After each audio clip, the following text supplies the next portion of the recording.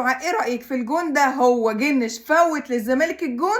الزمالك وفيوتشر في الكونفدرالية.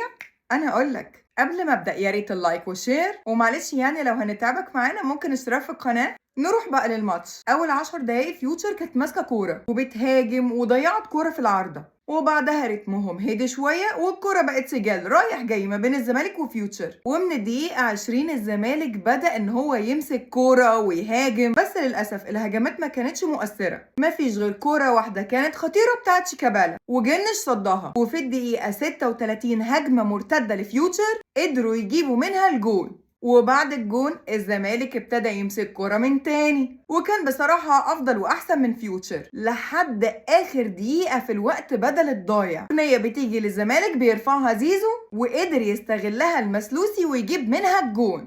قولوا لي يا دعاء، ايه رأيك في الجون ده؟ هو جنش فوت للزمالك الجون؟ هقولك حرام عليك، الحق حق. الكرة صعبة تتجاب، متشاطة في زاوية والكرة عملت بند في الأرض ودخلت جون، كانت صعبة بصراحة. وبيخلص الشوط الأول على كده بالتعادل 1-1. لو لسه بتتفرج لحد دلوقتي يبقى الفيديو ده عجبك، فما تبخلش علينا بقى باللايك. بينا على الشوط التاني. الشوط التاني كان كله سجال رايح جاي، بس الحق يتقال برضه إن الزمالك كان مستحوذ وماسك كرة بس من غير فعالية، باستثناء كرة أحمد حمدي اللي رفعها له الجزيري وقلشت من على وش رجله، وكرة زيزو اللي جنش صدها. وكان في الشوط التاني كورة هجمة وحيدة لفيوتشر، هجمة كانت منظمة الصراحة، عرضية من زعزع لأحمد عاطف اللي ساب الجون كله وحطها في العارضة. برافو يا عاطف برافو. الزمالك بصراحة كان محظوظ قوي في الكورة دي، ومش في الكورة دي وبس، كمان في توقيت ضربة الجزاء. وضربة الجزاء دي كانت ذكاء من الجزيري، شابو، عارف يلبس المدافع ضربة الجزاء وبيلعبها زيزو وبيجيب الجون التاني للزمالك. وبيخلص الماتش على كده 2-1 للزمالك، ومبروك لنادي الزمالك وجماهيره.